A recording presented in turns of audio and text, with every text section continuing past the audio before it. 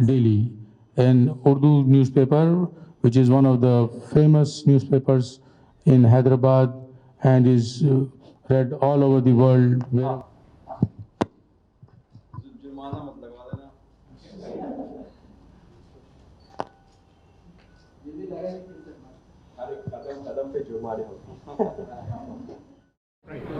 The Gorakhpur hospital tragedy जो है ये 6-7 चीज़ों को लिख के दिमाग में लिखी गई है और ये सबसे पहला है कि मेरी कहानी, मेरी ज़िंदगी की कहानी आप लोगों को शायद पता है टुकड़ों टुकड़ों में, पर उन 80 फैमिलीज़ की कहानी नहीं पता है जिन्होंने अपने बच्चों को उस रात खो दिया। उस चीफ मिनिस्टर की कहानी नहीं पता है जो अनुपयोगी चीफ मिनिस्टर है, जिसने 5 साल में सिर्फ और सिर्फ लोगों को डिवाइड किया है। अपने आप को बचाने के लिए कैसे उन्होंने बलि का बकरा बनाया, उसकी कहानी है। तीसरी चौथी बात जुडिशरी की कहानी है कि जो स्लो हो गया है, जो तारीखे पे तारीख देता है। पांचवी कहानी जो मीडिया की है, मेन स्ट्रीम मीडिया, जिसने एक दिन मुझे हीरो बनाया और क्यों जो है मुझे 70 बच्चों का कातिल बना दिया।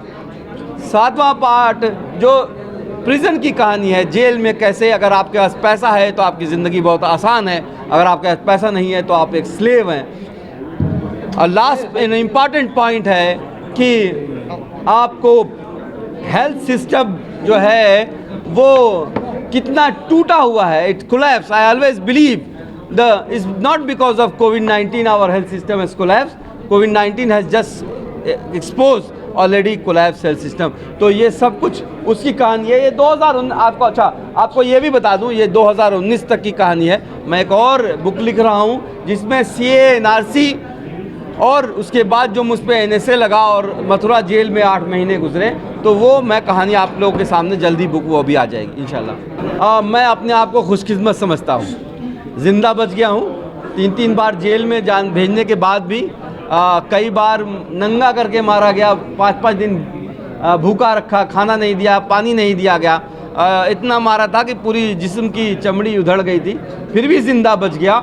और फिर भी जो है हर बार कोर्ट ने बाइज्जत बरी किया है।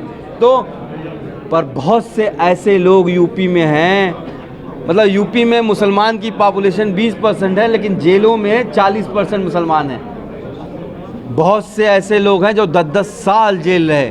बहुत से ऐसे लोग हैं जिनको गोली मार दी गई। अभी CAA NRC में 18 बच्चों को गोली मार दी थी पुलिस ने दौड़ा के।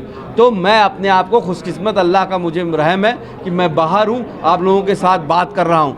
लेकिन बहुत से ऐसे लोगों की है जिसकी कहानी आप तक पहुँच नहीं पाती। देखिए, मेरा अपना ये मानना है कि जो अगर देश, कोई भी देश अगर तरक्की करता है तो जब तक सब लोग साथ नहीं आएंगे, चाहे कोई हिंदू, मुस्लिम, सिख, ईसाई और चाहे महिलाएं, मुझे लगता है कि सबसे ज़्यादा तो महिलाएं प्रताड़ित हैं।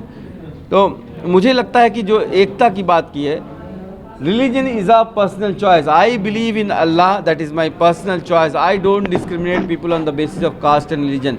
ये अपना पर्सनली मामला है, इसको राजनीति में लाने की कोई ज़रूरत नहीं है। और मेरा हमेशा से सोचना है कि योगी जी और मोदी जी तो चेहरा हैं सिर्फ, उसके पीछे जो आइडियोलॉजी है, जो इंसान को इंसान में ही डिवाइड करती है, उसके ख़िलाफ़ हम लोगों को एक, सिर्फ मुझे नहीं, हर किसी को साथ आके बोलना चाहिए। जो घटना हुई थी, जो अपना हेल्थ सिस्टम कितना टूटा, उसको एक्सपोज करने की एक मुहिम पे लगा हुआ हूँ। तो अगर मुझे चुनाव लड़ना होता तो अब तक मैं यूपी में होता। जैसे वेस्ट बंगाल में 2 तरफा बाइपोलर इलेक्शन हुआ था, ममता बनर्जी वर्सेस बीजेपी, ऐसे ही यूपी में अखिलेश वर्सेस बीजेपी हो रहा है, कोई और पार्टी बीच में नहीं। भीड़ में भी आप देखिए तो लाखों की भीड़ कांग्रेस की सभाओं में आ रही है। तो टाइम क्या होता है नहीं पता चलता है, पर इतना ज़रूर है कि बीजेपी को भी लगने लगा है कि योगी जी को चुन के उन्होंने गलती की है। खुद प्रधानमंत्री नरेंद्र मोदी जी ने कहा है कि वो अनुपयोगी मंत्री हैं, मुख्यमंत्री हैं। उन्होंने मथुरा से लड़ने की बहुत कोशिश की, लेकिन मथुरा के सर्वे ने बताया कि वो हार रहे हैं। अयोध्या के लिए जी जान लगा दी, लेकिन अयोध्या के पंडितों पुजारियों ने कह दिया कि कि अगर यहाँ आएंगे तो उन्हें हरा दिया जाएगा, तो उनको गोरखपुर वापस भेज दिया गया है। अगर आप यूपी की पॉलिटिक्स को देख रहे होंगे तो इस वक्त सारे पोस्टर से योगी जी को हटा दिया गया है और सिर्फ मोदी जी के बड़े बड़े पोस्टर कर ले आया है। पूरा इलेक्शन जो है मोदी वर्सेस अखिलेश को करने की कोशिश की जा रही है। मेरा जो है एक मुहिम है राइट टू हेल्थ केयर, स्वास्थ्य के मौलिक अधिकार की बात करता हूँ। हर किसी को जो भी इंडियन सिटीज़न है उसके घर के आसपास 3 से 5 किलोमीटर की दूरी पे उसको अच्छी से अच्छी हेल्थ फैसिलिटी मिले। इसके अलावा मैंने लखनऊ हाई कोर्ट में केस दायर कर दिया है अपनी नौकरी को वापस करने के लिए। इसलिए नौकरी नहीं चाहता हूँ, हो सकता हो मैं नौकरी जब मुझे मिल जाए तो मैं रिज़ाइन कर दूँ, इसलिए नौकरी नहीं चाहता हूँ। अब मुझे नौकरी से निकाल दिया गया है। मैं चाहे तो हैदराबाद के ही किसी मिडिल कॉलेज को ज्वाइन करके 2-4 लाख रुपए महीना की नौकरी पा सकता हूं, लेकिन मैं सिर्फ नौकरी इसलिए चाहता हूं कि जो लड़ाई है वो नाइंसाफ़ी की है, ताकि किसी और डॉक्टर कफील के साथ ऐसा ना हो।